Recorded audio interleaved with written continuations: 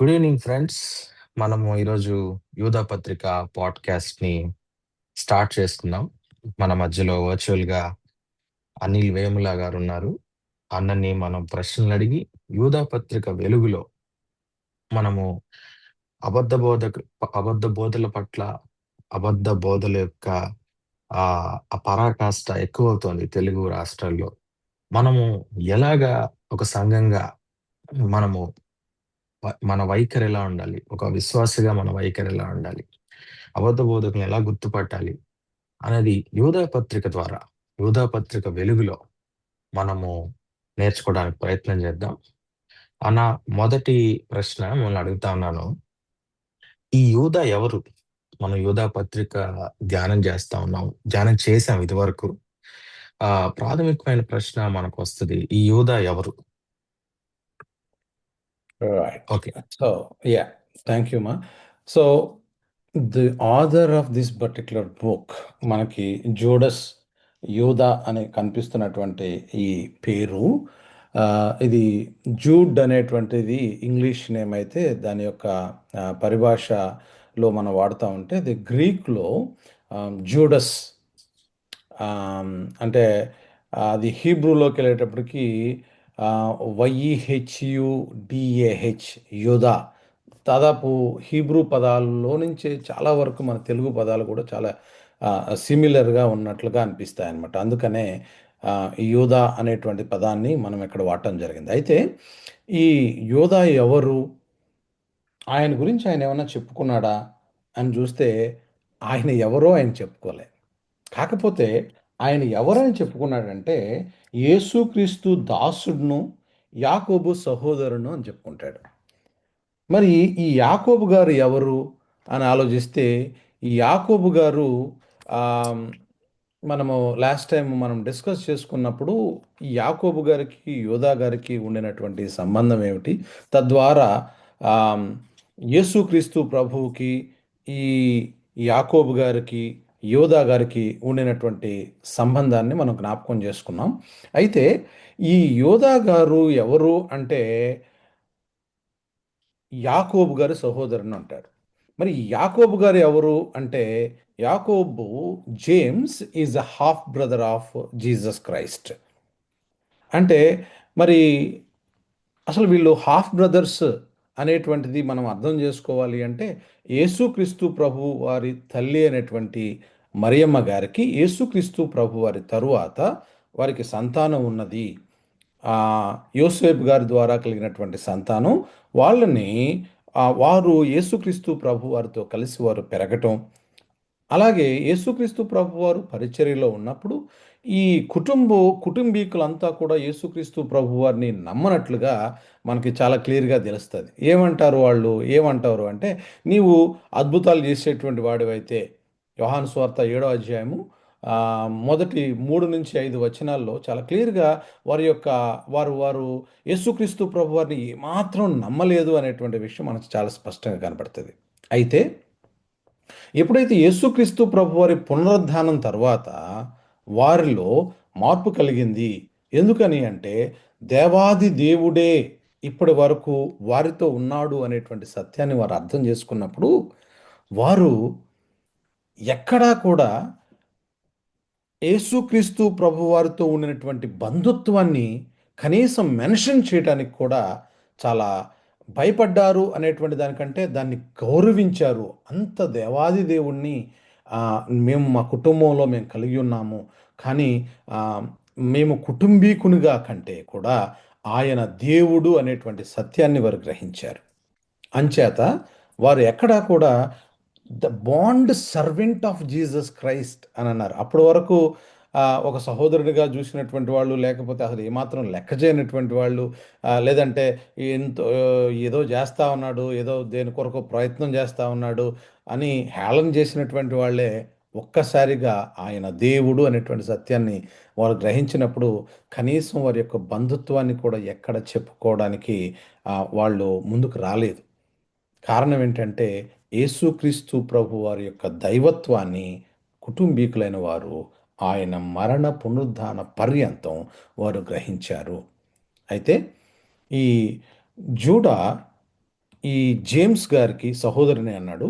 James గారు, యూదా గారు యేసుక్రీస్తు ప్రభు వారి యొక్క సహోదరులు అని చెప్పడానికి మనకు సువార్తల్లో చాలా సందర్భాలు ఉన్నాయి. వారంతా వస్తారు. వారంతా వచ్చినప్పుడు ఒక ఆవిడొచ్చి అయ్యా నీ తల్లి, నీ సహోదరులు బయటున్నారు అని చెప్తే, ఎవరు నా తల్లి, ఎవరు నా సహోదరులు?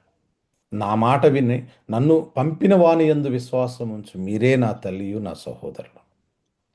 కాబట్టి యేసుక్రీస్తు ప్రభువారు పరిచర్య చేసినంత కాలం కూడా కుటుంబీకులు ఎవరూ ఆయన నమ్మలేదు. కానీ ఆ తరువాత ఆయన యొక్క దైవత్వాన్ని గ్రహించారు.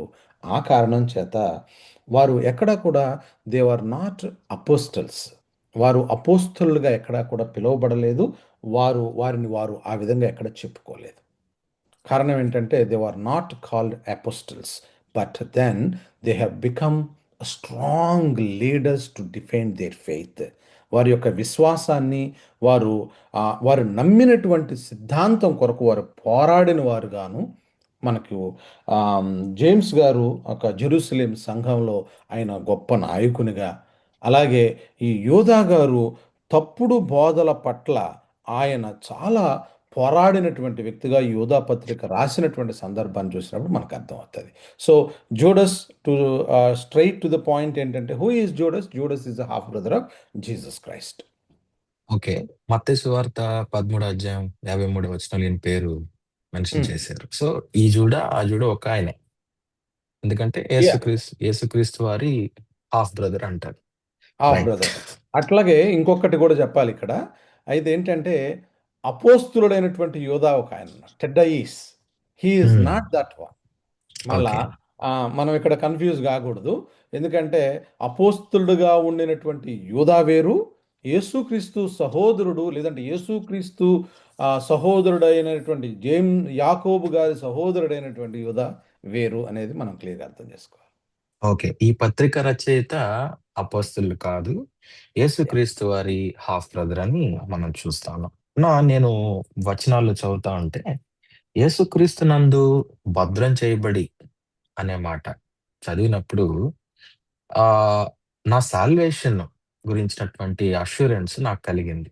కానీ చాలా మంది విశ్వాసుల్లో ఉన్నటువంటి డౌట్ ఏంటంటే, నా రక్షణ నేను కోల్పోతానా? యా దానికి మీరు ఏం చెప్తారు? Yeah this is very important question. At the same time రిపీటెడ్గా అడుగుతున్నటువంటి ప్రశ్నే. రిపీటెడ్గా అడుగుతున్నటువంటి ప్రశ్నని తప్పుపడడానికి లేదు. ఎందుకంటే సచ్ అన్ ఇంపార్టెంట్ ఆస్పెక్ట్. ఈ సాల్వేషన్ అనేటువంటిది చాలా ప్రాముఖ్యమైన విషయం. ఈ సాల్వేషన్ మీద కొన్ని కొన్ని వచనాలు, కొంతమంది ఆ వచనాల్ని ఫోకస్ చేసి మీ యొక్క రక్షణను మీరు కోల్పోతారు అని చెప్పినప్పుడు అది చాలా ఆమ్, ఆ, 1 మినిట్ మీరు అన్‌మ్యూట్ చేయండి అమ్మా. ఓకే. ఓకే. నేను మ్యూట్ చేశాను అందుకని. Yeah okay. Yeah yeah so ఇక్కడ విశ్వాసులు అనేటువంటి పదాన్ని మనం కొంచెం జాగ్రత్తగా డిఫైన్ చేసుకోగలిగితే I think it is easy for us to understand. ఎవరు విశ్వాసులు? విశ్వాసులు ఎవరంటే యేసుక్రీస్తు ప్రభువారిని సొంత రక్షకుడుగా నమ్ముకొని తమ పాపములు ఒప్పుకొని యేసుక్రీస్తు ప్రభువారిని తమ ప్రభువుగా, యేసు అనే ఆయన యేసు ప్రభు అని నోటితో ఒప్పుకొని దేవుడు ఆయనను మృతులలో నుండి లేపెనని హృదయమందు విశ్వసించిన ఎడల ఆ విధమైనటువంటి ప్రాసెస్లో రక్షింపబడిన వారు ఎవరైతే ఉంటారో, ఆ విధంగా ప్రార్థన చేసినప్పుడు వారి యొక్క పాపములు క్షమింపబడి దేవునితో సంబంధం, రిలేషన్షిప్ ఏర్పడినటువంటి వారు, అంటే దేవునిని తండ్రి అని పిలవగలిగేటువంటి సంబంధం కలిగిన వారు, ఎప్పుడంటే అప్పుడు, ఎక్కడంటే అక్కడ దేవుని సన్నిధికి వెళ్ళి ప్రభువా తండ్రి అని పిలవగలిగినటువంటి రిలేషన్షిప్ ఏర్పడినటువంటి వాళ్ళని మనం ఏమంటాం అంటే విశ్వాసులు అంటాం. కానీ మరి విశ్వాసులైనటువంటి వారు, రక్షింపబడినటువంటి వారు అన్నప్పుడు అసలు ఆ రక్షణను ఎవరిచ్చారు? అనే పాయింట్ మనం అర్థం చేసుకుంటే అప్పుడు రక్షణను మనం కోల్పోతామా, రక్షణను కోల్పోమా అని అర్థం చేసుకోవచ్చు. రక్షణ మనము సంపాదించుకున్నది కాదు కోల్పోవడానికి. రక్షణ అనేటువంటిది మనకు గిఫ్ట్‌గా ఇవ్వబడినటువంటిది. కాబట్టి రక్షణ మనము పొందుకున్నాము, మనము తెచ్చుకోలేదు, మనము కొనుక్కోలేదు, మనము సంపాదించలేదు. రక్షణ ఉచితముగా దేవుని కృప ద్వారా బహుమానముగా మనకు ఇవ్వబడింది. ఇవ్వబడినటువంటి దానిని దేవుడు తిరిగి తీసుకొనడు. యోహాను సువార్త 10వ అధ్యాయము 28-29 వరకు మనకు చదివితే మనకి ఏం కనిపిస్తదంటే, no one can snatch them out of my hand. నా చేతుల్లో నుంచి వారిని ఎవరు దొంగిలించలేరు, ఇక ఎవరు తీసుకోలేరు. అలాగే అసలు దేవుని యొక్క ప్రేమ నుంచి మనల్ని వేరుపరచగలిగినటువంటిది ఏమైనా ఉందా అని రోమీలకు రాసిన పత్రిక 8వ అధ్యాయం 38, 39 వచనాల్లో దేవుని ప్రేమ నుంచి మనల్ని ఎడబాపగలిగేది ఏమిటి? There is nothing that can separate us from God's love. అలాగే ఫిలిప్పీలకు రాసిన పత్రిక 1వ అధ్యాయము 6వ వచనంలో he will finish the work that he began. మనలో ఆ కార్యాన్ని ప్రారంభించినటువంటి వారు దాన్ని పూర్తిగా కొనసాగిస్తారు, పూర్తి చేస్తారు. మధ్యలో విడిచిపెట్టేటువంటిది కాదు. అలాగే యేసుక్రీస్తు ప్రభువారిని నమ్ముకొని విశ్వాసులుగా మనం అయిన తర్వాత వీఆర్ రిడీమ్డ్. We are redeemed. ఎలాగా? మనల్ని రిడీమ్ చేసిన తర్వాత పరిశుద్ధాత్మ దేవుని చేత ముద్రింపబడినటువంటి వారము. We are not only just saved, not only separated, not only called, not only sanctified, we are also sealed by the Holy Spirit of God. ఎఫెసీయులకు రాసిన పత్రిక 1వ అధ్యాయము 13, 14 వచనాల్లో the Holy Spirit seals the believers until the day of redemption. అంటే అంతం వరకు కూడా ఆయన మనల్ని భద్రపరిచారు. ఈ వచనాలన్నింటినీ మనం చూసినప్పుడు మనకేమనిపిస్తుంది? ఇది పర్మనెంట్ అనేటువంటి అర్థం రావట్లేదు. అయితే ఇదే సందర్భంలో మనకి కొన్ని వచనాలు మనము జ్ఞాపకం చేసుకోవాలి. ఫర్ ఎగ్జాంపుల్ హెబ్రీయులకు రాసిన పత్రిక 6వ అధ్యాయంలో 4-6 వచనాలలో మనం చూసినప్పుడు రుచి చూసిన తరువాత those who taste but reject Christ cannot be restored అనేటువంటి మాట విన్నప్పుడు చాలామంది ఈ వచనాన్ని చూపించి, అవును, ఈ వచనం ప్రకారంగా బైబిల్లో ఉన్నటువంటి మాటనే నేను చెప్తా ఉన్నాను, మనము రక్షణను కోల్పోతాము అని చెప్పేటువంటి వాళ్ళు ఉన్నారు. కానీ వాస్తవానికి ఈ విధమైనటువంటి వచనాలు అవి మనకి వార్నింగ్‌గా ఇవ్వబడినటువంటి వచనాలు అనేటువంటి విషయాన్ని మనం అర్థం చేసుకొని, ఆ కోణంలో ఆ వచనాలను అర్థం చేసుకునే ప్రయత్నం చేస్తే యాంబిగ్విటీ ఉండదింక. హెబ్రీయులకు రాసిన పత్రిక 6వ అధ్యాయము 4-6 వచనాలు, those who taste but reject Christ cannot be restored అని అన్నప్పుడు, hey it is a warning to you to be awake. ఎందుకు warnings? To make believers awake.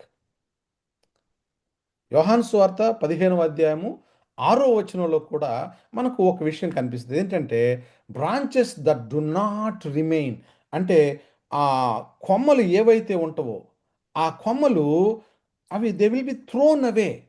అంటు కట్టబడి అంటు కట్టబడకుండా లేదంటే ఫలించకుండా ఉండేటువంటి కొమ్మలు ఏవైతే ఉంటావో అవన్నీ కూడా ఫలించినటువంటి వాటిని కట్ చేసేసి వారు they will be throw away.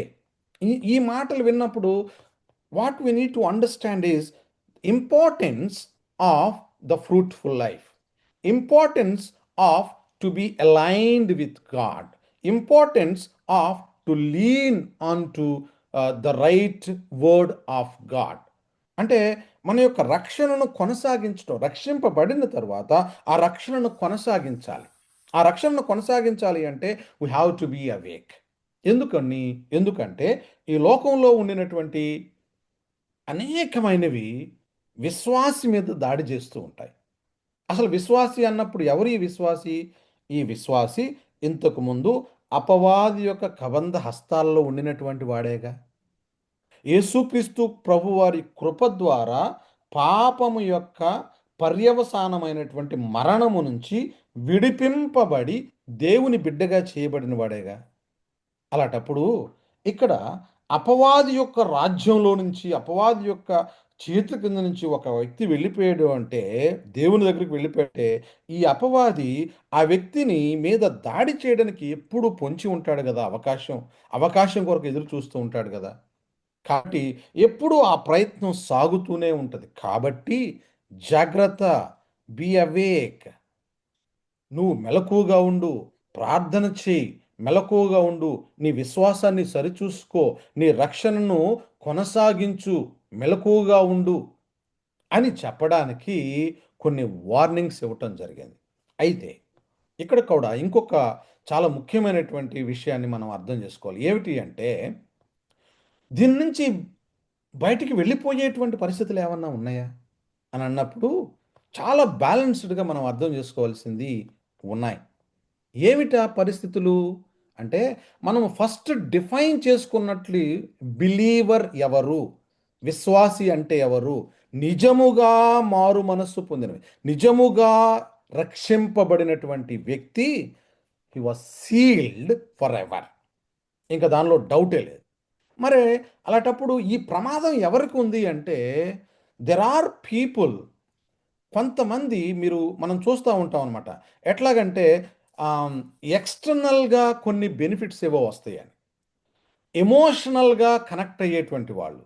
కల్చరల్‌గా connect అయ్యేటువంటి వాళ్ళు. లేదంటే యేసుక్రీస్తు ప్రభువారికి యెస్ అని చెప్పిన వాళ్ళు. ఎలాగా? There is no proper complete repentance in their heart. But వాళ్ళకి ఒక నమ్మిక ఏర్పడింది. అది వారు ఏదన్నా బెనిఫిట్స్ దేవుని దగ్గర నుంచి ఏదో మంచి జరుగుతదని, లేదంటే ఎమోషనల్‌గా ఆ టైంలో కనెక్ట్ అయినటువంటి వాళ్ళు, వాస్తవానికి రియల్ రిపెంటెన్స్ అనేటువంటిది వాళ్ళ జీవితంలో లేదు. అటువంటి వాళ్ళు బయటకి విశ్వాసులుగా కొంతమందికి కనిపించొచ్చు.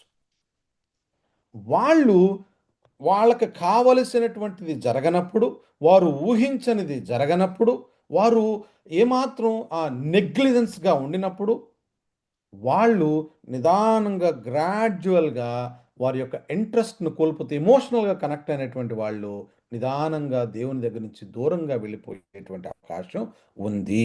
ఇటువంటి వాళ్ళను చూపించి మనకి, ఇదిగో ఇంతకుముందు ఈ వ్యక్తి చర్చ్‌లో చాలా బాగుండేవాడు, చాలా పాటలు పాడేవాడు, చాలా మంచి విశ్వాసి అని మనకు చెబుతూ, ఆ వ్యక్తి వెనక్కి వెళ్ళిపోయిన కారణాన్ని బట్టి అతడు రక్షణను కోల్పోయాడు అని చెప్తూ ఉంటాడు. వాస్తవానికి ఇటువంటి వారి జీవితంలో ఒరిజినల్‌గా at the first point they were not, there is no repentance. They did not get saved at all. వాళ్ళసలు రక్షింపబడనటువంటి వ్యక్తులు. కాబట్టి రక్షింపబడినటువంటి వాడు ఎన్నడూను తన యొక్క రక్షణను కోల్పోడు. Once God gave it permanently. It is an eternal salvation. ఆ మాట చాలా ఇంపార్టెంట్. మనకు ఇటర్నల్ సాల్వేషన్ అనేటువంటి మాట చాలా ఇంపార్టెంట్. యోహాను సువార్త 10వ అధ్యాయంలో 27-29 వచనాల్లో మనం చూస్తే మనకక్కడ చాలా క్లియర్‌గా కనిపిస్తది. ఏంటంటే, నా గొర్రెలు నా స్వరము వింటాయి. My sheep hear my voice. I gave them eternal life. They will never perish. కాబట్టి if you are a true believer, you have the assurance from God. You once saved is saved forever. No doubt at all. But there is a warning. You have to be careful. So నేను రక్షింపబడిపోయాను కాబట్టి నేను ఏదైనా చేసేస్తాను. ఈ మధ్య ఈ మాటలు మనం వింటా ఉన్నాం. అంటే బ్రదర్, మరి రక్షింపబడిన తర్వాత ఇంకెట్లయినా జీవించొచ్చా? ఎలా జీవిస్తావు? Once you are connected to God, you are led by the Holy Spirit of God. Once you are connected to God, you are following the word of God. When you are following the word of God, when you are listening from the word of God, when you are being guided from the Holy Spirit of God, how can you go away from God?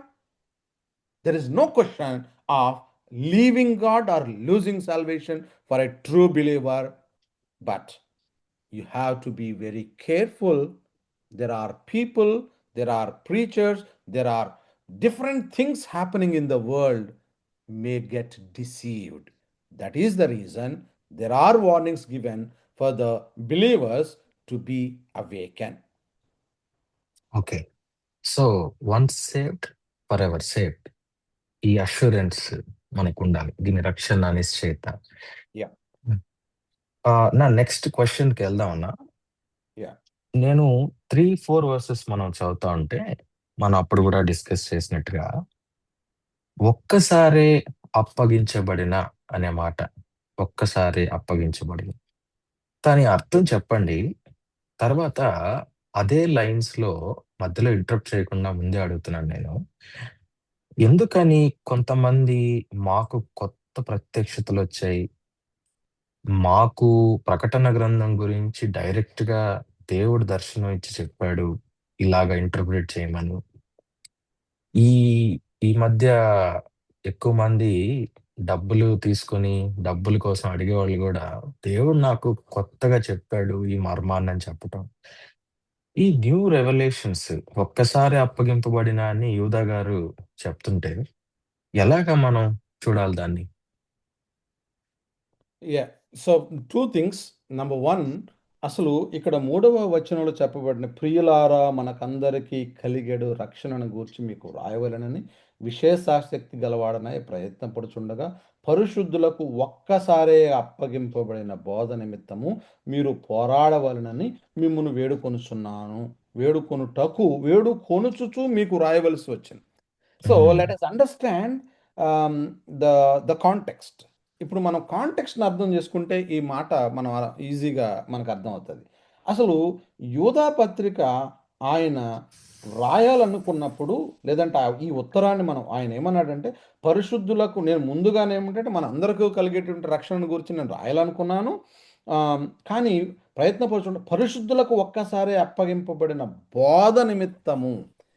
ఒక్కసారే అప్పగింపబడింది బోధ. Okay. That is very important. మనం అర్థం చేసుకోవాల్సింది చాలా క్లియర్గా ఉంది. ఒక్కసారే అప్పగింపబడినటువంటి బోధ అంటే రెండోసారి కూడా ఏదో అప్పగింపబడినట్లుగా అక్కడ ఏదైనా డిస్కషన్ జరుగుతూ ఉండొచ్చుగా. అంటే మాకు తర్వాత ఏదో తెలిసింది, తర్వాత ఏదో యాడ్ అయ్యింది, ఆ ఒక్కసారే కాదు రెండవ మారు మూడవ మారు అని చెప్పబడడానికి అవకాశం ఉన్నట్లేగా. ఆయన ఒక్కసారే అని అన్నాడు అంటే దాన్ని గనక మనం అర్థం చేసుకుంటే అప్పుడు ఉన్న కాంటెక్స్ట్ ఏంటి? యూదా పత్రిక రాసినటువంటి సందర్భం ఏమిటంటే, యేసుక్రీస్తు ప్రభువారు లేదంటే అపోస్తలులు ఇచ్చినటువంటి బోధ కాకుండా భిన్నమైనటువంటి బోధలు సంఘం మీద దాడి చేస్తూ దేవుని యొక్క దైవత్వాన్ని, యేసుక్రీస్తు ప్రభువారి యొక్క డివినిటీని ప్రశ్నిస్తూ ఆయనకు దైవత్వమే లేదని చెబుతూ క్రొత్త రకమైనటువంటి బోధలు సంఘం మీద దాడి చేస్తున్నటువంటి సందర్భంలో దుర్బోధలను అడ్డుకోవటానికి ఆయన పోరాటం చేస్తూ యోధా పత్రిక ఆయన రాశారు. అందుచేత ఆయన ఏమంటున్నాడంటే, పరిశుద్ధులకు ఒక్కసారే అప్పగింపబడినటువంటి బోధ, the teaching, the doctrine of God, the teaching, the faith that has been preached, that is once for all given. అది తప్ప మరొకటి ఉండడానికి అవకాశం లేదు అని చెప్పడానికి ఈ పదాన్ని ఆ పదాన్ని వాడడానికి ఆయన యొక్క ఉద్దేశం. అయితే దీని యొక్క ఒరిజినల్ వన్స్ ఫర్ ఆల్ అని మనకు ట్రాన్స్లేట్ చేసినటువంటి యొక్క గ్రీకు పదం హెపాక్స్ అనేటువంటి పదం అనమాట. దాని యొక్క అర్థం ఏమిటి అంటే once in a final and decisive way. అంటే నాట్ నీడింగ్ రిపిటేషన్. మరలా అనేటువంటి రిపిటేషన్ అవసరం లేదు. కంప్లీట్ అండ్ సఫిషియంట్, ఇదే పూర్తి, ఇంకా దీని తర్వాత ఇంకా ఏమీ లేదు అనేటువంటి అర్థం వచ్చేటువంటి పదం అది. కాబట్టి ఓకే, దట్ 1 minute అన్న. Teaching, ya, sorry to interrupt you. Revelation is complete అంటారా? Of course Okay. Revelation is complete. Revelation అని అన్నప్పుడు the next question is that. So let us link both. అది. ఇప్పుడు ఒక్కసారే అప్పగింపబడినటువంటి బోధ అంటే the teaching and the doctrine and the preaching and the faith that has been preached by the apostles has been given and complete అని అన్నప్పుడు ఇప్పుడు revolution అనేటువంటి పదాన్ని చూద్దాం. రెవల్యూషన్ అంటే ఏమిటి? ప్రత్యక్షత. రెవల్యూషన్ అంటే ప్రత్యక్షత. ఇప్పుడు ఈ రెవల్యూషన్ అంటే అది అప్పటి వరకు మనకు తెలీదు. అప్పటి వరకు ఎవరికీ తెలీదు. ఆ ఎవరికీ తెలియనటువంటి దానిని దేవుడు బయలుపరిచినటువంటి విధానం అన్నమాట. అది స్క్రిప్చర్స్‌లో దేవుడు ఆయన రివీల్ చేసుకున్నాడు. ఆయనను ఆయన రివీల్ చేసుకున్నాడు. అయితే ఇక్కడ రెవల్యూషన్ కంప్లీట్ అని చెప్తున్నాం. అంటే ఏంటి? దేవుడు తన గురించి చెప్పవలసినటువంటి సమస్తాన్ని దేవుడు లిఖితపూర్వకంగా ఆయన మాట్లాడినటువంటి బోధల ద్వారా గాని, లేదా అపోస్తలుల ద్వారా పలికించినటువంటి బోధ ద్వారా గాని, లేదా ఆయన ప్రవక్తలను ఎన్నుకొని ఇన్స్పైర్ చేసి రాయించినటువంటి లిఖితపూర్వకమైనటువంటి వాక్యము ద్వారా గాని ఆయన తనను తాను బయలుపరుచుకున్నాడు. That is done. అయితే the revelation is sealed and complete and sufficient to know what? ఒక పాపి తాను పాపినని దేవుని యొక్క పవిత్రతను, దేవుని యొక్క గొప్పతనాన్ని, దేవుని యొక్క అడ్రస్ అంటే ఇన్ హిజ్ అట్రిబ్యూట్స్, దేవుడు ఏమై ఉన్నాడు, ఆయన యొక్క గుణలక్షణాలు ఏమిటో అనేటువంటి విషయాన్ని ఆయన తెలుసుకొని, వాక్యము ద్వారా తెలుసుకొని, తన యొక్క విశ్వాస జీవితాన్ని జాగ్రత్తగా పదిలంగా ప్రభువుతో అంటుకట్టబడి కొనసాగించడానికి కావలసినటువంటి revealed truth has been sufficient, complete, sealed, done. Okay. అయితే ఇక్కడ రెవల్యూషన్ గురించి మాట్లాడుకున్నప్పుడు మనము ఇంకొక విషయాన్ని కూడా మనం మాట్లాడుకోవాలి. అది ఏమిటి అంటే, యేసుక్రీస్తు ప్రభువారిని నమ్ముకున్నటువంటి వ్యక్తి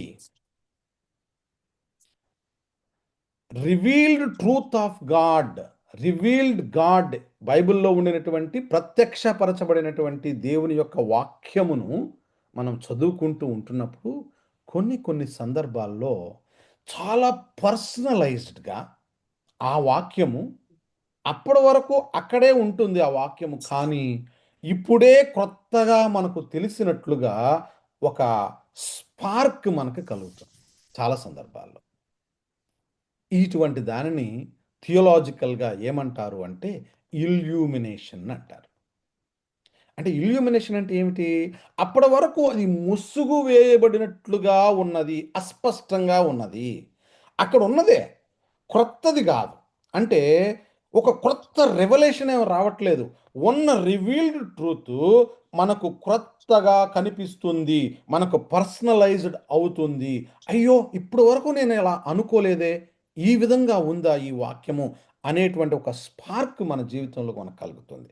అటువంటి దానిని ఇల్యూమినేషన్ అంటారు. అంటే కళ్ళు తెరవబడటం. అందుకనే అయ్యా నీ వాక్యంలో ఉండినటువంటి సత్యాన్ని నేను చూచున్నట్లు నా కళ్ళు తెరువుము అని భక్తుడైనటువంటి దావీదు గారు తన యొక్క కీర్తనలో రాస్తారు. నీ సత్యాన్ని నేను చూడడానికి నా కన్నులు తెరువు. ఎలాగా కన్నులు తెరవటం అంటే ఏమిటి అంటే is nothing but illumination. The truth is there but it has been, it appears for us is a fresh today.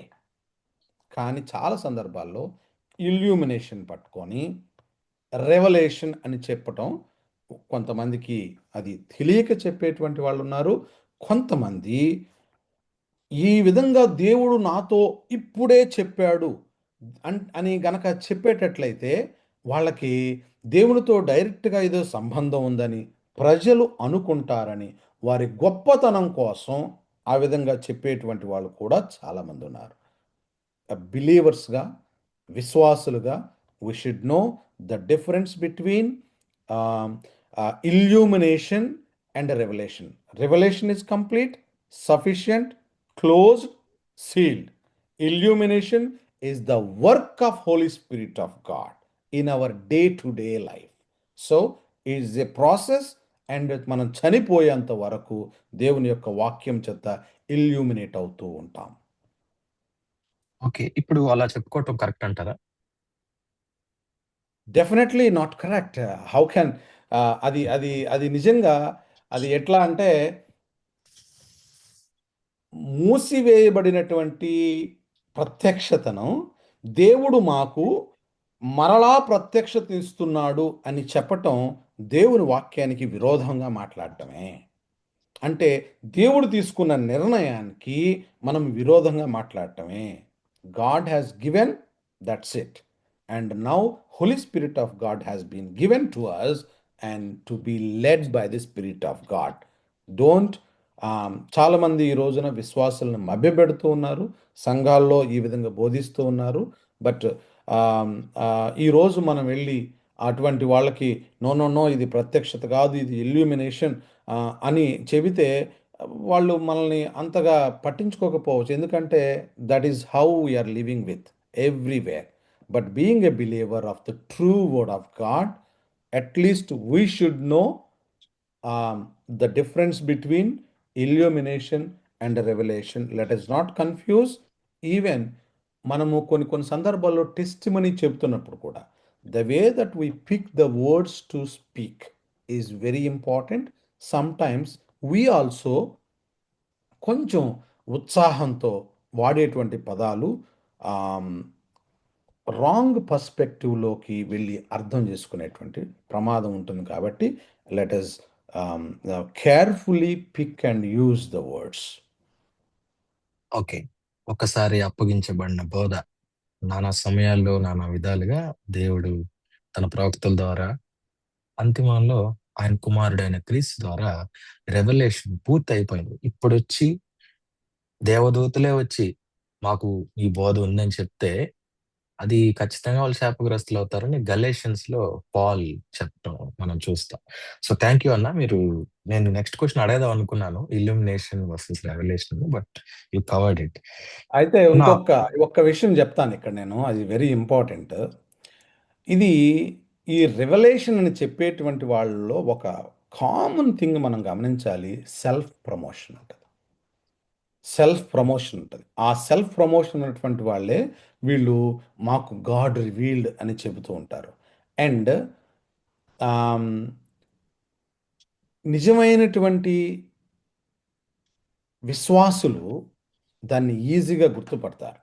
ఎందుకంటే నిజమైనటువంటి బోధకులు, నిజమైనటువంటి విశ్వాసులు honours Christ and they will never speak against to the scripture.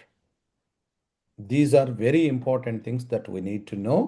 And if something, ఇప్పుడు revolution అని చెబుతున్నటువంటి వాళ్ళు దేవుని యొక్క వాక్యములో లేనటువంటి దానిని చెబుతున్నా, ఇది వాక్యానికి జత చేయాలి అని చెబుతున్నా, వాళ్ళు చెప్పేటువంటి విషయం వాక్యాన్ని రీప్లేస్ చేస్తున్నా. 3 థింగ్స్: వాక్యంతో కాంట్రడిక్ట్ అవుతున్నా, నెంబర్ 2 వాక్యాన్ని రీప్లేస్ చేస్తున్నా, నెంబర్ 3 వాక్యానికి యాడ్ చేస్తున్నా. ఈ 3 టెస్ట్లు కనుక మనం పెట్టుకుంటే ఈజీగా మనం గుర్తుపట్టవచ్చు they are false. Okay, thank you అన్న. నెక్స్ట్ క్వశ్చన్ తీసుకుందాం. ఇదే థర్డ్ వర్స్ మనం చదువుతా ఉంటే మీరు పోరాడవలనని, లేదా ఫోర్త్ వర్స్, థర్డ్ 3-4 వర్సెస్ చూస్తే మనం ఒక విశ్వాసి యొక్క యేసుక్రీస్తుని సొంత రక్షకుడిగా అంగీకరించినటువంటి విశ్వాసి యొక్క వైఖరి అంటే యాటిట్యూడ్ ఒక అబద్ధ బోధకుడి పట్ల, అబద్ధ బోధ పట్ల ఎలా ఉండాలంటారు?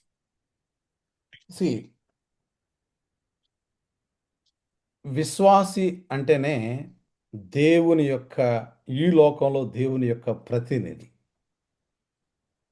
we are వాకింగ్ గాస్పెల్స్, అంటే సజీవమైనటువంటి పత్రికలు మన జీవితాలు. మరి gospel and the epistles, the word of God is fighting against the false doctrines and false preachers కదా. ఇప్పుడు యోధా పత్రిక తీసుకోండి, లేకపోతే 1 యోహాను, 2 యోహాను, 3 యోహాను, పేతురు గారు రాసినటువంటి పత్రికలు, ఇవన్నీ మీరు చూస్తే తప్పుడు బోధలపై పోరాటంలాగా కనిపించటం లేదా? అంతేకాకుండా ఆ first century leaders, church leaders, their ఫీల్డ్లో ఉండి పోరాడారు.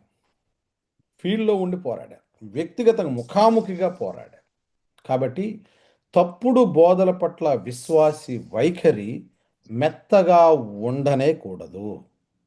మెత్తగా ఉండనే కూడదు. చాలామంది అయ్యో దేవుడు చూసుకుంటాడు, మనకెందుకు, మనకు సత్యం తెలుసు కదా అని దాన్ని చాలా ఈజీగా తీసుకుని వెళ్ళిపోయేటువంటి వాళ్ళు ఉన్నారు. దేవుని ప్రతినిధిగా, దేవుని బిడ్డగా, దేవుని వాక్యాన్ని అంటే అసలు రాంగ్ డాక్ట్రిన్ లేదంటే తప్పుడు బోధ అంటే ఏమిటి? దేవుని యొక్క గుణలక్షణాలను, దేవుని యొక్క ఉనికిని, దేవుని యొక్క దేవుని యొక్క ఒక ఒక ఒక షేప్ అని అనుకుందాం. We can't confine God into a shape, but for our understanding ఈ గుణలక్షణాలు దేవుడు ఎవరో మనకు చెప్తున్నాయి. It is an address of God. When these scriptures are twisted and preached, what does it mean? We are not speaking about Christ, we are speaking about Antichrist. They are preaching Antichrist. అని అన్నప్పుడు మరి దేవుని యొక్క ప్రతినిధిగా నా బాధ్యత ఏమిటి? పోరాటం కాదా? స్క్రిప్చర్స్ పట్ల, స్క్రిప్చర్స్ కొరకు ప్రాణాన్ని పెట్టినటువంటి వాళ్ళు వలనే ఈ రోజు వరకు ఈ 66 పుస్తకాల బైబిల్ గ్రంథం నీ చేతిలోకి, నా చేతిలోకి వచ్చింది. దాని కొరకు ప్రాణాలు పెట్టినటువంటి వాళ్ళు ఉన్నారు. కాబట్టి విశ్వాసిగా ఈరోజు మన కళ్ళ ముందు మనకు రక్షణను అనుగ్రహించినటువంటి దేవాది దేవుని గురించి తప్పుడు వాక్య ప్రచురణ జరుగుతూ ఉంటే ఎలా కామ్గా ఊరుకుంటావు? ఏమి సాధిస్తావు కామ్గా ఊరుకొని? యేసుక్రీస్తు ప్రభువారిని నమ్ముకున్న ఆయన బిడ్డగా ఆయన వాక్యం కొరకు, ఆయన కొరకు పోరాడాలి. ఏమిటా పోరాటం అంటే వాక్యాన్ని వక్రీకరించినప్పుడు ఆ వాక్యం యొక్క సత్యాన్ని మనం వివరించేటట్టుగా ఉండాలి. సో తప్పుడు బోధల పట్ల విశ్వాసి వైఖరి ఏమిటి అంటే స్ట్రాంగ్, డెఫినెట్గా లీనియంట్గా ఉండకూడదు. మనము తప్పనిసరిగా ఒక్కసారే అప్పగింపబడినటువంటి బోధ కొరకు మనము పోరాడాలి. ఒక్కసారి అప్పగింపబడిన బోధ నిమిత్తము మీరు పోరాడవలనని he is requesting, he is pleading. So brothers and sisters, fight అంటే రోడ్ల మీదకి వెళ్ళి పోరాటం చేయమని కాదు, కానీ సత్యాన్ని మనం గ్రహించాలి. If we don't know the truth, how can we defend our faith? ఈ రోజున ఇన్ని రకాలైనటువంటి తప్పుడు బోధలు విశ్వాసుల యొక్క మనస్సులను గలిబిలి చేసేస్తున్నాయి. కాబట్టి whatever that you know it firmly, know it perfectly, deeply, then you will have strength to defend your faith. Okay. అయితే అన్న నేను ఒక స్టెప్ ముందుకెళ్ళి ఇంకోటి అడగాలనుకుంటున్నాను. నేను చాలా సూపర్ స్పిరిచువల్ మ్యాన్ అన్న. నేను ఆజ్ఞలు, మొదటి 2 ఆజ్ఞలు ఏంటి? యేసుక్రీస్తు ఇచ్చింది దేవుణ్ణి ప్రేమించటం, నీ పొరుగు వారిని ప్రేమించటం. మీరెందుకు విమర్శిస్తారు? మీరు విమర్శించుడు కదా బ్రదర్. మనం అబద్ధ బోధకులైనా దేవుడు చూసుకుంటాడు. ఎందుకంటే ఆయన సూపర్ స్పిరిచువల్ మ్యాన్. ఆయన నైస్ గా బతికేస్తాడు చర్చిలో. అందరి దగ్గర మంచి అనిపించుకుంటాడు. అంటే క్రిస్టియన్ వర్చ్యూ అనుకుంటాడు, ఆ క్రిస్టియన్ కాండక్ట్ అనుకుంటాడు. ఎవరిని జడ్జ్ చేయకూడదు కదా. మరి మీరు ఎందుకు జడ్జ్ చేస్తున్నారు? వండర్ఫుల్. సో ఇప్పుడు దీనికి ఆన్సర్ చేయడానికి మనం వాక్యం చదువుదాం. యోహాను రాసినటువంటి 2వ పత్రిక, యోహాను గారు రాసినటువంటి 2వ పత్రిక మొదటి కొన్ని వచనాలు నేను చదువుతాను. పెద్దనైన నేను ఏర్పరచబడినది అని అమ్మగారికి ఆమె పిల్లలకు శుభమని చెప్పి వ్రాయినది. గ్రీటింగ్స్. నేను మాత్రమే కాక, ఇక్కడ చాలా ఇంపార్టెంట్, సత్యము ఎరిగిన వారందరూ. ఎందుకు ఆయన ఇంత స్పెసిఫిక్గా సత్యము ఎరిగిన వారందరూ అని రాశాడు? నెంబర్ 1. నెంబర్ 2, మనలో నిలుచుచు మనతో ఎల్లప్పుడూ ఉండు సత్యమును బట్టి. అంటే మనలో ఉంటూ, మనలో నిలుచుచు ఎల్లప్పుడూ ఇటర్నల్గా ఉండేటువంటి సత్యాన్ని బట్టి మిమ్మును నిజముగా ప్రేమించుచున్నాము. అంటే ఈజ్ లవ్ ప్రిసీడింగ్ సంథింగ్? ఇప్పుడు ప్రేమకు ముందుగా ఏదన్నా ఉంటుందా? సత్యం. చాలా ఇంపార్టెంట్ అనమాట ఇది. దాని తర్వాత కూడా చదువుదాం. ఎల్లప్పుడూ సత్యమును బట్టి మిమ్మును నిజముగా ప్రేమించుచున్నాము. సత్య ప్రేమలు మన యందుండగా తండ్రి అయిన దేవుని యొద్ద నుండి తండ్రి యొక్క కుమారుడును యేసుక్రీస్తు నొద్ద నుండి కృపా సమాధానం మీకు మనకు తోడగును. Number 4th verse. తండ్రి వలన మనము ఆజ్ఞను పొందిన ప్రకారము నీ పిల్లలలో కొందరు సత్యమును అనుసరించి నడుచుచుండుట కనుగొని బహుగా సంతోషించుచున్నాను. కాగా అమ్మ, నీకు కొత్త ఆజ్ఞను నేను ఇవ్వడం లేదు అని చెబుతూ ఇక్కడ ఏమంటున్నారు చూడండి. ఆ కొత్త ఆజ్ఞ మీకు వ్రాసినట్టు కాదు, కానీ మొదటి నుంచి మనకు కలిగిన ఆజ్ఞనే వ్రాయచ్చు. మనము ఒకరినొకరము ప్రేమింపవలనని నిన్ను వేడుకొనుచున్నాను. ఈ ప్రేమకు ఆయన డెఫినేషన్ ఇస్తున్నారు. మనం ఆయన ఆజ్ఞల ప్రకారము నడచుటయే ప్రేమ. ఇప్పుడు ప్రేమ అంటే ఏంటి? What is the love that has been speaking here? ఇక్కడ మాట్లాడుతున్నటువంటి లవ్ ఏమిటి అంటే, ప్రేమ అంటే దేవుని యొక్క ఆజ్ఞలను అనుసరిస్తూ జీవించటం, ఆజ్ఞలకు లోబడటమే ప్రేమ. వాట్ ఈస్ దేవుని ఆజ్ఞలు అంటే ఏమిటి ఇక్కడ? దేవుని ఆజ్ఞ అంటే ద వర్డ్ ఆఫ్ గాడ్. దేవుని వాక్యానికి లోబడటమే ప్రేమ. దేవుని వాక్యం అంటే ఏమిటి? పైన ట్రూత్ ట్రూత్ ట్రూత్ అని చెబుతున్నారు. ట్రూత్ అంటే the right word of God, the right doctrine. యోధా గారు ఏం చెప్పారో యోహాను గారు కూడా అదే చెప్తున్నారు. సో ద రైట్ డాక్ట్రిన్ని యాక్సెప్ట్ చేసేటువంటి వాళ్ళని మనం ప్రేమిస్తాం. ప్రేమ అంటే ఏంటి? దేవుని యొక్క ఆజ్ఞలను అనుసరించటం, దేవుని యొక్క ఆజ్ఞలకు శిరస వహించటం, ఆజ్ఞలకు లోబడటం. మరి దేవుని యొక్క వాక్యాన్ని కలిపి చెరిపేటువంటి వాళ్ళు అంటే దేవునికి విరోధులే కదా. దానికే యోహాను గారు అటువంటి వాళ్ళని ఏమంటాడంటే, చూడండి, మనం ఇక్కడ 6వ వచనం, మనము ఆజ్ఞల ప్రకారము నడుచుటయే ప్రేమ, మీరు మొదట నుండి విన్న ప్రకారము ప్రేమలో నడుచుకోనవలెనని ఇదే ఆ ఆజ్ఞ. ఏంటి ఆజ్ఞ? ప్రేమలో నడుచుకోవాలంటే ఏంటి? మన యొక్క దేవుని యొక్క ఆజ్ఞలను అనుసరించి నడవటమే ప్రేమ. మరి ఇప్పుడు దేవుని వాక్యాన్ని వక్రీకరించేటువంటి వాళ్ళతో మన యొక్క సంబంధం ఎలా ఉండాలి? ఇక్కడ ఉండినటువంటి ప్రేమ ఏమిటి? నిన్ను వలె నీ పొరుగు వారిని ప్రేమించు. తర్వాత ఆకలి కొని ఉన్న వాడికి ఆహారం ఇవ్వు. వాడు ఎవరైనా పర్వాలేదు, వాడికి మనం సహాయం చేయాలి అని అన్నప్పుడు we are talking about 2 different things. ఏమిటి అంటే, the right word, loving the right word of God, preaching the right word of God.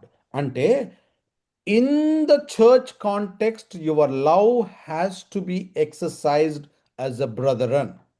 Number 2, అదేమిటి అంటే చర్చ్కి వెలుపల, అంటే విశ్వాస సమూహానికి వెలుపల ఉండినటువంటి లోకం అంతా కూడా యేసుక్రీస్తు వారి యొక్క దృష్టిలో మనకు అప్పగింపబడినటువంటి బాధ్యత ఆయనను పరిచయం చేయటం. దానికి కూడా ప్రేమ కావాలి. ఆ ప్రేమ ఎట్లాగంటే వారికి గాస్పెల్ తీసుకెళ్లడం వరకే ఆ ప్రేమ. వారికి స్వార్థీకరణ చేయడానికే ఆ ప్రేమ. నశించిపోతున్న ఆత్మల పట్ల భారం కలిగి యేసుక్రీస్తు ప్రభు వారిని పరిచయం చేయటం, కానీ తప్పుడు బోధల పట్ల కాదు. తప్పుడు బోధల పట్ల నీ వైఖరి కఠినంగానే ఉండాలి. అయితే తప్పుడు బోధకుని వ్యక్తిగతంగా ద్వేషించాల్సిన అవసరం లేదు. ఇది చాలా ఇంపార్టెంట్.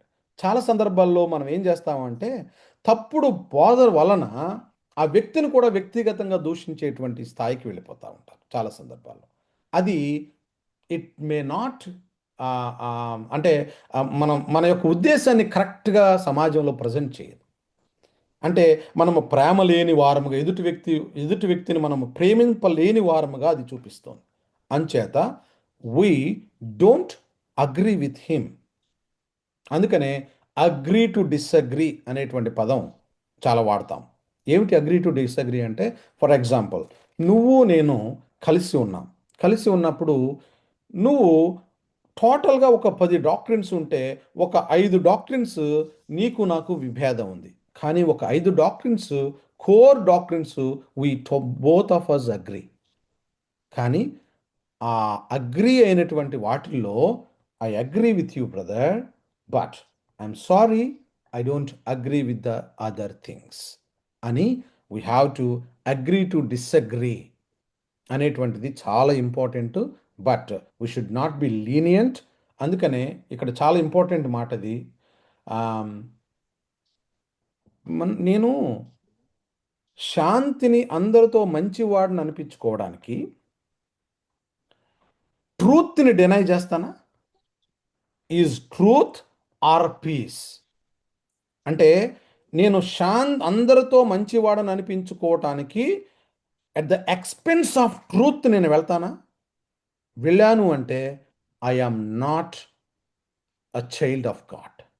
ఎందుకంటే God is truth, Christ is truth, the revealed word of God is God himself. కాబట్టి నేను ట్రూత్ని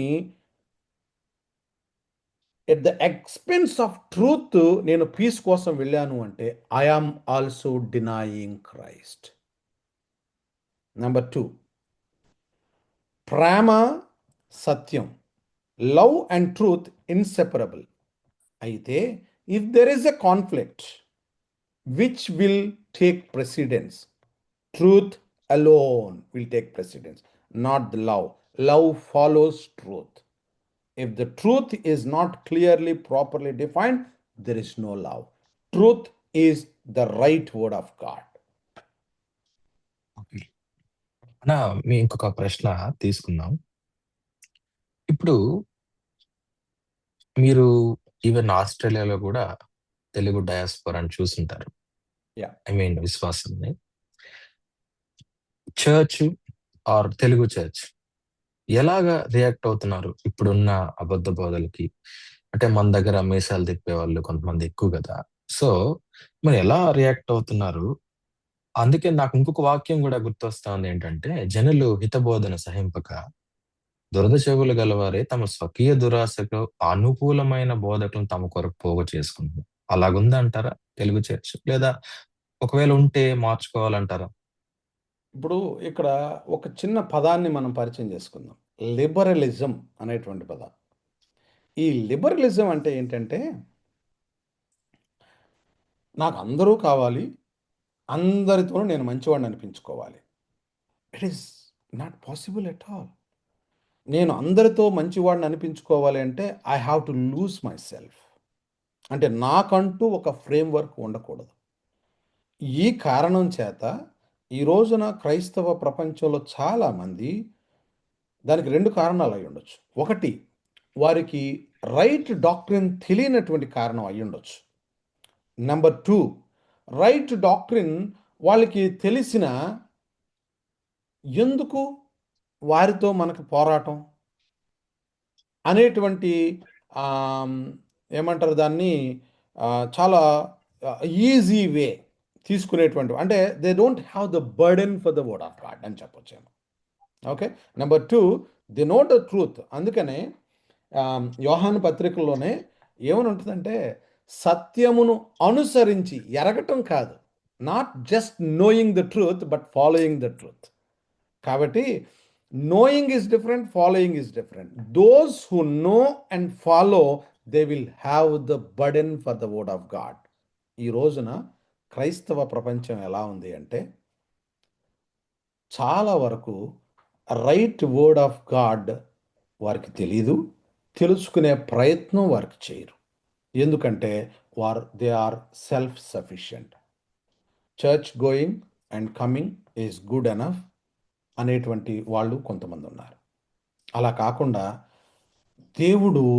దేవుని యొక్క వాక్యం పట్ల ఆసక్తి ఉన్నది, కానీ రైట్ వర్డ్ ఆఫ్ గాడ్ గురించినటువంటి అవగాహన లేదు. అదొక సమూహం ఉంది. మూడవ సమూహం ఏంటంటే వారికి తెలుసు, కానీ ఆ, దానికోసం పోరాటం చేయడానికి వారికి మనసు లేదు, వారికి భారం లేదు. చాలా తక్కువ మందే ఈ రోజున రైట్ వర్డ్ ఆఫ్ గాడ్ గురించి, తప్పుడు బోధల పట్ల పోరాటం చేసేటువంటి వాళ్ళు, రైట్ వర్డ్ ఆఫ్ గాడ్ గురించి మాట్లాడేటువంటి వాళ్ళు చాలా అరుదుగా కనిపిస్తున్నారు ప్రపంచవ్యాప్తంగా. ఎస్పెషల్లీ తెలుగు వారి గురించి మనం చూస్తే మనకి ఏమర్థం అవుతుందంటే చాలా తక్కువ మంది కనిపిస్తారు. చాలా తక్కువ మంది. ఈవెన్ తెలుగు రాష్ట్రాల్లో కానీ, ఈ దేశంలో కానీ, నేను ఉంటున్నటువంటి దేశంలో కానీ చూస్తే easy going. That's fine brother, let God take brother, why should we judge? They don't know the difference between judging and validating the scripture. Validating the scripture is the responsibility of a believer. వాళ్ళు అనుకుంటున్నది మనము judge చేస్తున్నాము అనుకుంటున్నారు. మరి ఈ ఇదే judge చేయటం అయితే, మరి పౌలు గారు, అపోస్తలు వారు మాట్లాడుతున్నటువంటి మాటలు అవి లేఖనానుసారముగా ఉన్నవా లేదా అని ప్రతిదినము లేఖనములు పరిశోధించుచు వచ్చినటువంటి బెరయన్ క్రిస్టియన్స్ జడ్జి చేశారా? మీరు ప్రతి వాక్యమును చాలా జాగ్రత్తగా దాని గురించి పరిశోధన చేయాలి అనేటువంటి ఆ ఇన్సైట్ మనకు వారు ఇచ్చారు కదా, వాళ్ళు చేసి చూపించారు కదా. మరి దాన్ని ఏమంటాము? అది కూడా జడ్జి చేయటమా? ఎంత మాత్రం కాదు. So validating the scripture and దేవుని లేఖనాలతో చెప్పినటువంటి బోధను సరిపోల్చుకోవటం, సరిచూసుకోవటం, it is a sign of a believer. Sign of a believer. So మనకి ఇండియన్ డయాస్పోరా మనం చూసినప్పుడు మనకి చాలా వరకు ఏం కనిపిస్తుంది అంటే కొంచెం లిబరలిజం అనేటువంటిది కనిపిస్తుంది చాలా వరకు. అంటే అందరూ ఎందుకు బ్రదర్ మనకి ఎందుకు పలానా వాళ్ళు ఆయన ప్రతి వాళ్ళని తప్పు పడతాడు బ్రదర్, ఎందుకు మీరు అందరిని విమర్శిస్తారు? విమర్శించటం కాదు, validating the word of God, fighting for the truth of God. Okay, thank you అన్న. ఫోర్త్ వర్స్ లో నేను ఫస్ట్ హాఫ్ మిమ్మల్ని అడగాలనుకుంటున్నాను. నేను చదువుతా ఉన్నప్పుడు, వారు భక్తిహీనులై మన దేవుని కృపను కామాతురత్వమునకు దుర్వినియోగపరచుచు. సో వాళ్ళ కాండక్ట్ గురించి అక్కడ ఆయన చెప్తున్నాడు. ఒక రాంగ్ కాండక్ట్ వాళ్ళకు ఉంది. అండ్ మన అద్వితీయ నాథుడును ప్రభు అయిన యేసుక్రీస్తును విసర్జించుచున్నారు. రాంగ్ డాక్ట్రిన్ ఉంది. డాక్ట్రిన్ డ్యూటీ కలిసి ప్రయాణం చేస్తాయంటారా? డెఫినెట్గా. So doctrine and duty go hand in hand, అందులో డౌటే లేదు. ఎందుకంటే ఇప్పుడు రైట్ బిలీఫ్ రైట్ బిహేవియర్ని తీసుకుని వస్తుంది. రైట్ డాక్ట్రిన్ రైట్ డ్యూటీని తీసుకుని వస్తుంది. So doctrine and duty go hand in hand. అలాగే belief and belief influences behaviour. మన బిహేవియర్ మన బిలీఫ్ మీదే ఆధారపడి ఉంటుంది. If our belief is wrong, our behaviour goes wrong. So is very important and very very good question ఇది. ఏమిటి అంటే మనము మన యొక్క బిహేవియర్ ఇన్ఫ్లుయెన్స్ చేసేది మన బిలీఫ్. మన బిలీఫ్కి ఆధారమైనటువంటి ద డాక్ట్రిన్, ఆ డాక్ట్రిన్ సరిగ్గా లేకపోతే మనం డ్యూటీ సరిగ్గా ఉండదు. ఎందుకంటే దేవుని యొక్క గుణ లక్షణాలు సరిగ్గా అర్థం చేసుకుంటే, దేవుడు ఏమై ఉన్నాడో, మన పట్ల ఏం చేశాడో, మనం ఏం చేయాలని మనకు ఆదేశించాడో మనకు అర్థమైనప్పుడు we will act accordingly. If we don't understand, don't have the right doctrine, our duty may go wrong. So as you said, both go hand in hand. Okay, ఇక్కడ వీళ్ళకి రాంగ్ డాక్ట్రిన్ ఉంది కాబట్టి 8th వర్స్ కానీ 8 నుంచి 10 వరకు చూస్తే వాళ్ళు bad conduct గురించి చెప్తున్నాడు ఆయన. వాళ్ళ ఇమ్మోరాలిటీ, యా ఇన్సబార్డినేషన్, ఆ తర్వాత ఇర్రివరెన్స్, ఆ భయం భక్తి లేనితనం. అండ్ కొన్ని ఎగ్జాంపుల్స్ చెప్పాడు కదన్న ఆయన, యా కయీను, బాలాము, కోరాహు. కయీను, యా బాలాము, కోరాహు నుంచి ఒక్కొక్క పాయింట్ అబద్ధ బోధకులు యాటిట్యూడ్ కి ఎలా చూడొచ్చు? సి ఇప్పుడు చాలా ఈ దీంట్లో మూడు మూడు మూడు ఎగ్జాంపుల్స్ గురించి మనం స్టడీ చేసినప్పుడు మనం మాట్లాడుకున్నాం. ఈ కయీను he stands for self made righteous అని చెప్పుకోవచ్చు. ఏడంటారా? Self made righteous. Okay. Yeah డెఫినెట్గా. సో ఏంటి ఇప్పుడు ఇప్పుడు okay let us see the doctrine and duty అనేటువంటిది మాట్లాడుకున్నాం కాబట్టి let us see in that Cain చూసినప్పుడు సెల్ఫ్ మేడ్ రైచియస్ వలన డ్యూటీ రాంగ్ అయిపోయింది, హేట్రెడ్ అండ్ మర్డర్ వచ్చింది, రైట్? సో బాలాముని తీసుకుంటే ఆయన చాలా గ్రీడీగా ఉన్నాడు. అండ్ ఆయన గ్రీడీగా ఉండినది ఏమిటి అంటే అది రాంగ్ డాక్ట్రిన్గా మనం తీసుకుంటే, డ్యూటీ దేన్ని ఇన్ఫ్లుయెన్స్ చేశాడు అంటే ఆయన he led others to commit sin. బాలా కోరాహ్ విషయంకి వచ్చినప్పుడు అక్కడ రిజెక్టింగ్ గాడ్స్ అపాయింటెడ్ అథారిటీ, దేవుడు ఏర్పరిచినటువంటి అధికారాన్ని త్రోసిపుచ్చటం కోరాహు. అది ఏమైపోయింది, డ్యూటీ ఏమైపోయింది, rebellion and causing divisions. So doctrine and duty go hand in hand. If the doctrine is wrong, the duty may go wrong. ఈ మూడు ఎగ్జాంపుల్స్లో మనం అది చూడొచ్చు. ఓకేనా? ఇప్పుడు ఇదే ఫోర్త్ వర్స్ లో మళ్ళీ మళ్ళీ వెనక్కి వెళ్తున్నాను, 11వ వచనం నుంచి. ఈ తీర్పు పొందుటకు వారు పూర్వమందే సూచించబడిన వారు అని చెప్పి, తరువాత ఆయన 14, 15, 16 వచనాల్లో కూడా ఈ అబద్ధ బోధకులకు ఉన్నటువంటి జడ్జిమెంట్ ఏంటో కూడా ఆయన చెప్తున్నాడు కదా. వాళ్ళ ఫైనల్ డెస్టినీ ఏమంటారు? See God's judgement. ఇప్పుడు మనకి రాంగ్ డాక్ట్రిన్ రాంగ్ డ్యూటీ అని మనం మాట్లాడుకున్నాం కదా. ఎప్పుడైతే రాంగ్ డాక్ట్రిన్ రాంగ్ డ్యూటీ అని అన్నప్పుడు తప్పుడు బోధల పట్ల, తప్పుడు బోధకుల పట్ల సత్యవంతుడైనటువంటి దేవుడు తన యొక్క తీర్పును విడుదల చేయకుండా మానతాడా? రైట్ డాక్ట్రిన్ కొరకు ప్రజలందరికీ రక్షణ కలగజేయడానికి తన యొక్క ఆ మహిమను విడిచి ఈ భూలోకానికి వచ్చి మానవతారిగా జన్మించి శ్రమలను అనుభవించి చనిపోయి తిరిగి లేచినటువంటి దేవాది దేవుడు ఇంత త్యాగం చేసి తన యొక్క ద బాడీ ఆఫ్ క్రైస్ట్ని, సంఘాన్ని విచ్చలవిడిగా దోచుకుంటూ వాక్యాన్ని వక్రీకరిస్తూ దేవుని వాక్యాన్ని కలిపి చెరిపేటువంటి వారి పట్ల దేవుడు ఎలా ఊరుకుంటాడు? అందుకే మనకి కొన్ని ఎగ్జాంపుల్స్ చెప్పాడు. ఏమిటి ఆ ఎగ్జాంపుల్స్ అంటే, ఇప్పుడు పాపం చేసినటువంటి దేవదూతలను దేవుడు శిక్షించక మానేడా? మానలేదు కదా.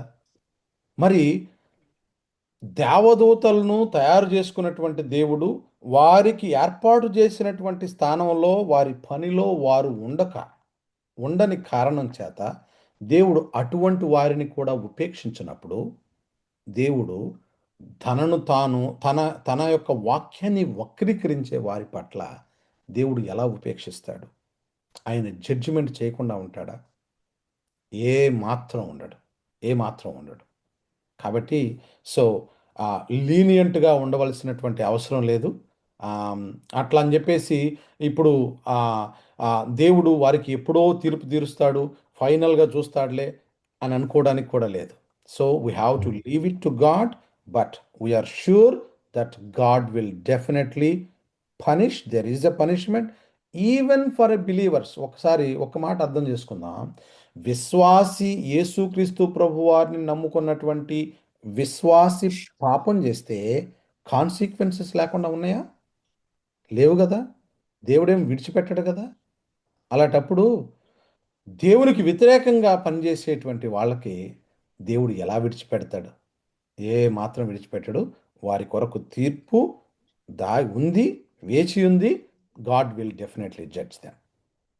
ఓకే. ఇప్పుడు అదే 5, 6, 7 వచనాల్లో కూడా ఆయన సొదొమ గొమొర్రా విషయం ఇవన్నీ ఆయన పాస్ట్ లో జరిగిన జడ్జిమెంట్ చూపిస్తూ మాట్లాడుతున్నాడు.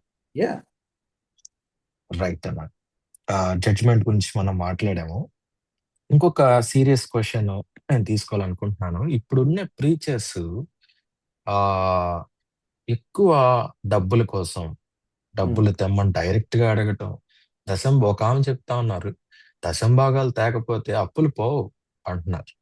అవును సో ఎంత ఘోరమైన ఇదంటే, ఇప్పుడు బాలాము సిన్ మనం చూస్తే లస్ట్ ఫర్ మనీ అని అనుకోవచ్చు కదా.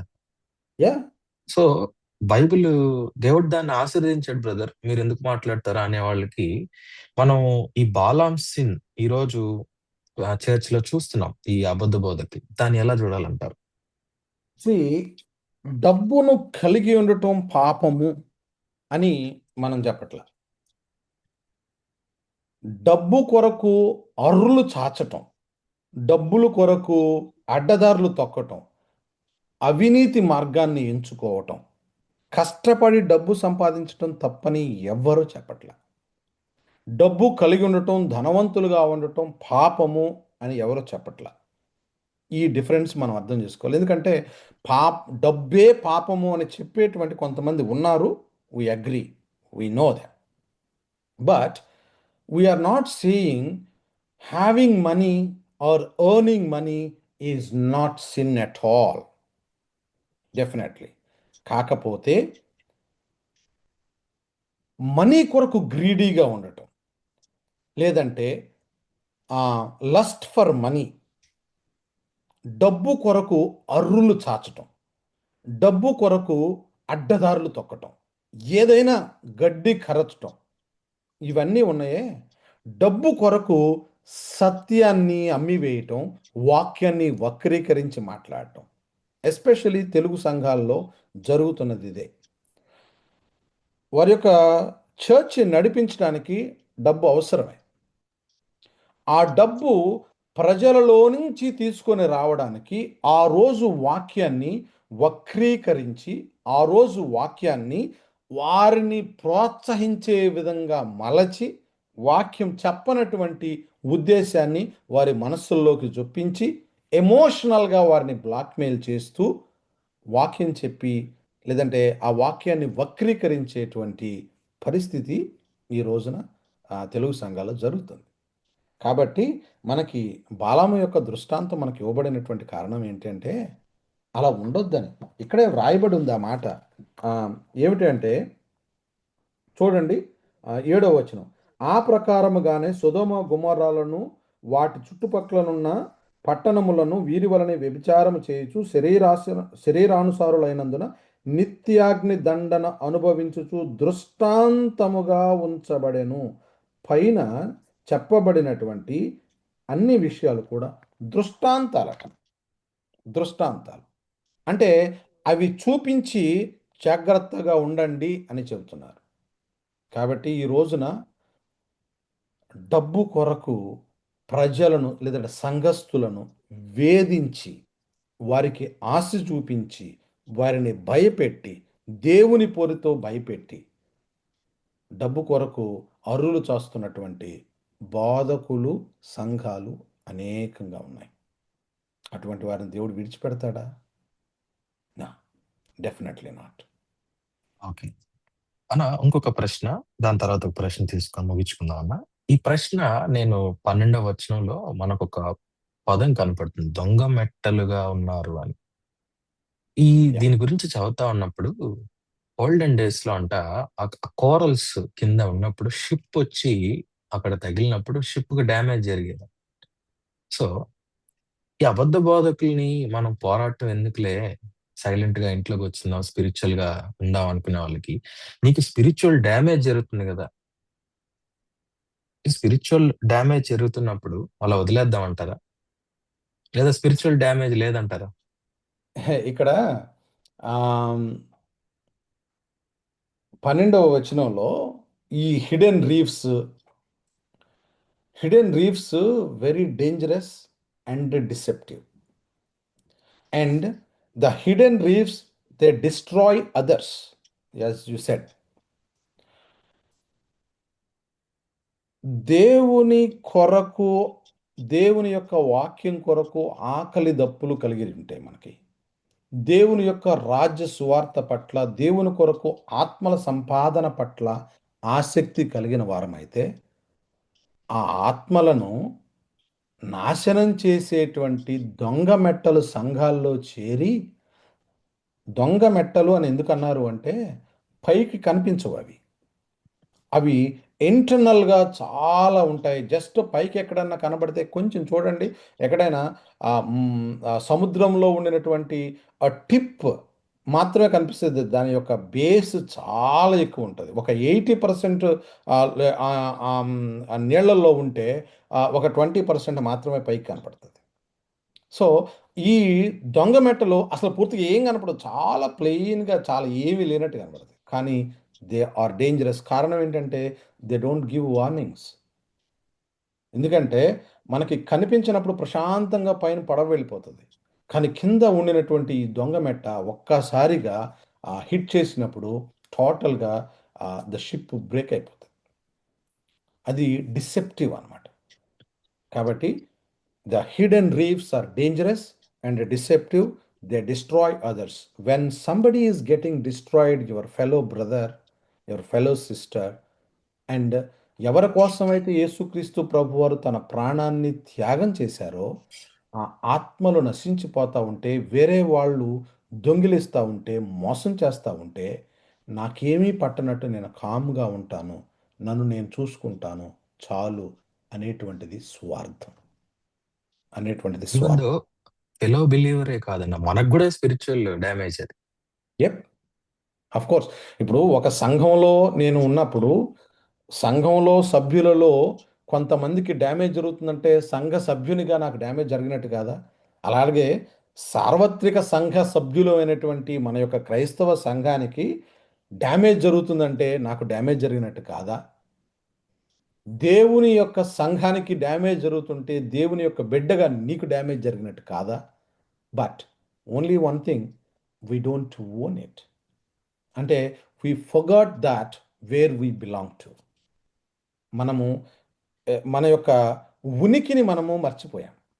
మనం ఎవరమో మనం మర్చిపోయాం. మన ఐడెంటిటీని మనం మర్చిపోయాం. If you remember who you are in Christ, what God is asking us to do, what is your responsibility and what God ordained us to do, you may not keep quiet.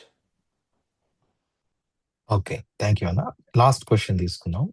ఒక believer role ఎలా ఉండాలి? Falls teaching మధ్యలో 20వ వచనం నుంచి 23వ వచనం light లో ఒక believers role ఎలా ఉండాలి?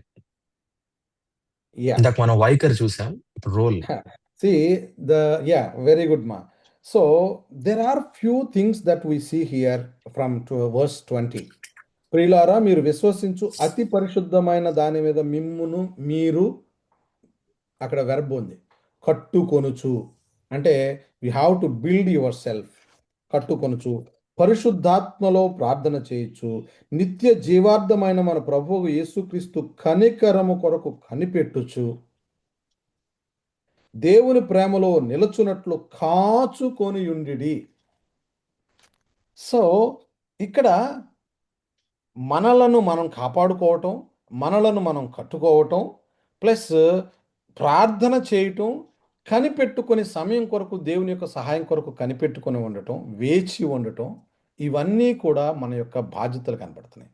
అదే సందర్భంలో సంఘంలో సభ్యుడైనటువంటి విశ్వాసి, దేవుని యొక్క ప్రతినిధిగా ఉండినటువంటి వాడు, తన రోల్ ఏమిటి అంటే protecting the right word of God. ఇది మన బాధ్యత. ఇది మన బాధ్యత. ఇప్పుడు వాక్యము విస్తృతంగా ఉంటుంది, వినపడుతుంది. కానీ ఏ వైపు నుంచి తప్పుడు విధానం విశ్వాసుల జీవితాల్లోకి వస్తుందో తెలియటం చాలా కష్టంగా ఉంది. అందుచేత ఒకవేళ నీ స్నేహితుడు, లేదంటే నీ సహోదరుడు, నీ సంఘ సభ్యుడు దగ్గర ఏదైనా ఒక వల్నరబిలిటీ కనిపించిందనుకో, వాళ్ళకంటే మనం ఏదో గొప్పవాళ్ళం అని చూపించుకోవడం కాదు కానీ, we feel responsible, we feel accountable, ఎందుకు దేవుడు ఈ వ్యక్తిని నాకు స్నేహితునిగా ఇచ్చాడు, లేకపోతే నాకు సహచరునిగా ఇచ్చాడు, లేదంటే నాకు పరిచయం చేశాడు, లేదంటే ఈ విషయం నాకు తెలిసేటట్టుగా చేశాడు. Is there anything that I have to act on? నేనేమైనా చేయాలా? వాళ్ళని నిందించుతూ మాట్లాడటం కాదు, గద్దిస్తూ మాట్లాడటం కాదు, కానీ కన్విన్సింగ్గా మాట్లాడటం, ప్రేమ చూపించి మాట్లాడటం అనేటువంటిది అగైన్ కౌన్సిలింగ్లో భాగంగా ఉంటుంది. So you have to feel you are responsible, accountable for your fellow believer. Not only fellow believer, నీ పక్కన ఉండినటువంటి వాళ్ళే కాదు, నీ ఆఫీసులో కొలీగ్స్ కావచ్చు, మరొకరు కావచ్చు. You feel accountable when it comes to your attention.